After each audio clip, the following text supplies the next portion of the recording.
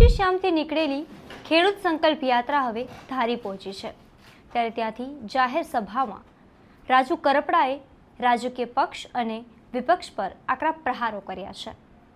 નમસ્કાર, હું છું મમલ। તો આવો સાંભળીએ વધુમાં શું કહી રહ્યા છે રાજુ કરપડા। કોઈ પણ રાજકીય પાર્ટી સાથે આપણને વાંધો નથી। સરકારમાં જે બેઠા છે ભારતીય જનતા પાર્ટીની સરકાર છે ગુજરાતમાં 30 વર્ષથી, જ્યારે પણ જરૂર પડી છે ત્યારે રાજકીય મંચના સહારે અમે રજૂઆતો કરી છે। અમે કહીએ છીએ કે રાજકીય લડાઈઓ બે પાર્ટીની ગમે તે હોય, એકને જસ લેવો છે વિપક્ષ તરીકે, બીજાને એવું છે કે ખેડૂતોના કામ વિપક્ષ જસ લેતો હોય તો નથી કરવા, તો અમે નક્કી કર્યું કે રાજકીય પાર્ટીને લાત મારી દઈએ છીએ। ખેડૂતો માટે લડવું છે। આવનાર સમયની અંદર કોઈ પણ પાર્ટીના પ્લેટફોર્મ વગર અમારા ખેડૂતોનો સહકાર લઈ અને ખેડૂતો માટે લડીશું। સરકારને પણ વિનંતી કરીએ છીએ, બિન રાજકીય લડાઈ છે। આવનાર દિવસોમાં અમે નથી ઈચ્છતા કે ફરી વખત હળદળવાળી થાય। આવનાર દિવસોમાં અમે નથી ઈચ્છતા કે ફરી વખત બોટાદવાળી થાય। અમે ઈચ્છીએ છીએ કે અમારા ખેડૂતોના કામ થાય, અને જો કામ થશે ને તો રાજુ કરપડા સહજ ભાવે ભારતીય જનતા પાર્ટીના વખાણ કરવા માટે પણ તૈયાર છે। જો કામ ખેડૂતોના નથી થતા, અમારી રજૂઆત બિન રાજકીય હોય, કામ નહીં થાય તો કેવી રીતે કામ કરાવવાનું એ પણ અમે ખેડૂતો સારી રીતે જાણીએ છીએ। હવે ખેડૂત અને સરકારની લડાઈમાં વિપક્ષમાં બેઠેલી પાર્ટીને એવું થાય છે, ગલગલિયા થાય છે, અમે ઘરે બેઠા બેઠા નફો લઈ લઈશું। આવડા બાદ છે ખેડૂત મત કોને આપશે? આવડા બાદ છે તો અમને ફાયદો મળી જશે। એ લોકોને પણ કહીએ છીએ કે અત્યાર સુધી ખેડૂતનો વોટ બેંક તરીકે ઉપયોગ કર્યો। હવે ખેડૂતોએ પણ જોયું છે કે 5 વર્ષ પરસેવો પાડ્યો, ઘરના પૈસા ખર્ચ્યા, તેમ છતાંય તમે રાજુ કરપડાના નથી થયા તો ખેડૂતના ક્યાંથી થવાના? 5 વર્ષ સુધી પરસેવો પાડ્યો, જેવી પાર્ટી છોડી એવી ગાળો દેવાની ચાલુ કરી। મેં તો તુલસી શ્યામથી જ કીધું હતું કે મને તો અમારા જ લૂંટી લીધો। હવે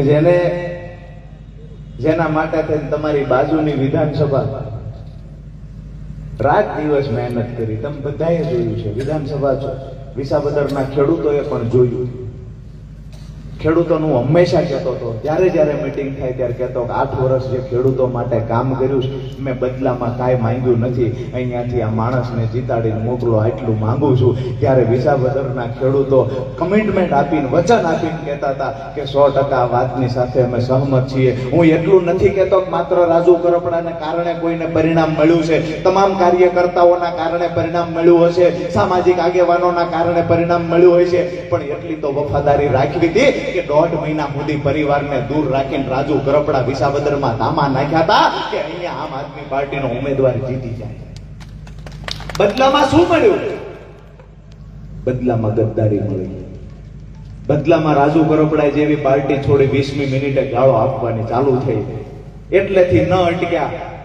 રાજુ કરપડા અને ખેડૂતો વચ્ચે દિવાલ ઊભી કરવાના પ્રયત્ન કરવામાં આવ્યા। તેમ છતાંય અમે શાંતિ રાખીને બેઠા। અમે માની લીધું કે અમે પાર્ટી છોડી દીધી છે, અમે ખેડૂતો માટે લડવું છે। આવનાર સમયમાં જે રીતે લડતા હતા એ રીતે સુરેન્દ્રનગર અને સૌરાષ્ટ્રમાં જ્યારે જરૂર પડશે, જ્યારે ખેડૂતોને કોઈ હાઈ ટેન્શન લાઈન કંપનીઓ હેરાન કરશે, વળતર નહીં ચૂકવે, તો એ મુદ્દાને લઈને જ્યારે જરૂર પડશે ત્યારે લડવા જશું। અતિવૃષ્ટિ, કમોસમી વરસાદ થાય, દુષ્કાળ પડે, સિંચાઈના પાણીના પ્રશ્ન હોય તો આવનાર સમયમાં લડશું જેવી રીતે લડતા। પણ સતત એમની લીટી લાંબી કરવા માટે થઈ અને રાજુ કરપડા ખેડૂતો વચ્ચે દિવાલ ઊભી કરવા માટે પહેલી પ્રાયોરિટી એ રાખી કે કેમ કરીને વધારે સમય રાજુ કરપડા સાથે આવેલા રાખી દુઃખ એ વખતે લાગ્યું છે। અને અમે ખેડૂતોના હિત માટે, ખેડૂતોને મજબૂત બનાવવા માટે, ખેડૂતોની સમૃદ્ધિ માટે જેલમાં પણ જવા તૈયાર છીએ, દંડા ખાવા પણ તૈયાર છીએ, કોઈ ગાળો આપે તો ગાળો ખાવા પણ તૈયાર છીએ। પણ જેના માટે થઈને કામ કર્યું છે એ માણસ ગદ્દારી કરે અને પરિવાર સુધી જાય, પરિવાર ઉપર પણ આક્ષેપો કરે તો એની સામે ગમે એવડી લડાઈ લડવાની થાય ને તો મારા ખેડૂતોને સાથે રાખીને ખેડૂતોના સહારે લડાઈ લડી લેવાની પણ તૈયારી છે।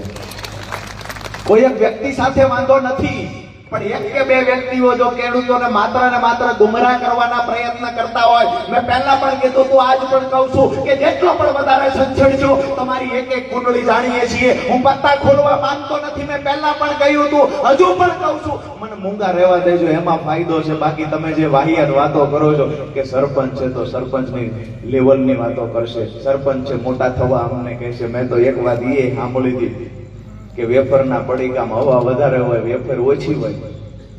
કાલે જોવું છે કે વિસાવદરમાં કેમ છે. રાજુ કરપડાની વાતથી તમે કેટલા સહેમત છો? કોમેન્ટ કરીને એમને જરૂરથી જણાવજો. અત્યાર માટે બસ આટલું જ. ધન્યવાદ.